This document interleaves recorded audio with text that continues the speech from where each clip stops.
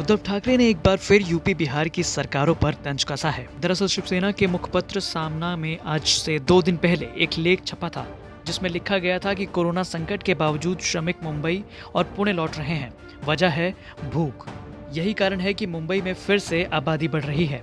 शिवसेना ने कहा कि कोरोना संकट के दौरान मुंबई से लगभग 7 से 8 लाख प्रवासी अपने मूल राज्यों यूपी, बिहार, बंगाल, उड़ीसा आदि के लिए चले गए थे।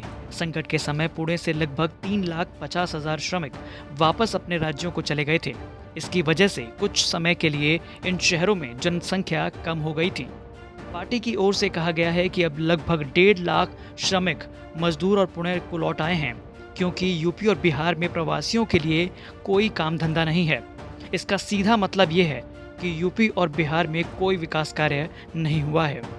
शिवसेना ने कहा कि कल तक यूपी और बिहार के मुख्यमंत्री कह रहे थे कि श्रमिकों को वापस बुलाने के लिए अनुमति लेनी होगी। जो प्रवासी मजदूर लौट आए हैं उन्हें उनके ही राज्य में काम दिया जाएगा, लेकिन ऐसा नहीं हुआ और प्रवासी अब मुंबई और पुणे लौट रहे हैं।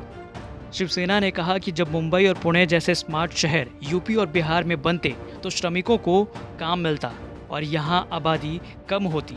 अगर केंद्र सरकार यूपी, बिहार, झारखंड और दिल्ली जैसे राज्यों पर ध्यान देती है तो मुंबई और पुणे में आबादी कम होती। केंद्र सरकार को दूसरे राज्यों को रोजगार और बुनियादी सुविधाएं उपलब्ध कराने पर गौर करना चाहिए। बता दें कि महाराष्ट्र के मुंबई और पुणे जैसे शहरों में आबादी बढ़ने को लेकर केंद्रीय मंत्री नितिन गडकरी के चिंता जाहिर करने पर शिवसेना ने यह सवाल खड़ा किया है। ब्यूरो रिपोर्ट, यूपी तक।